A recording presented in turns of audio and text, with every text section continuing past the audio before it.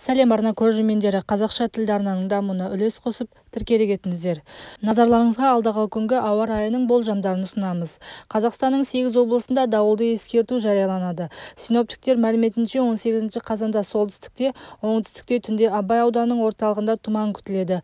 Ақтөбе облысының солтүстігінде түнде және таңертең тұман күтіледі. Шығыс Қазақстан облысының солтүстігі мен шығысында түнде тұман күтіледі. 18 және 19 қазанда күндіз оңтүстікте, Жамбыл облысының таулы аймақтарында қатты жауын-шашын, жаңбыр, қар күтіледі. Түнде таулы аймақтарда тұман болуы мүмкін. Жел солтүстік-батыстан солтүстік-шығысқа ауысады.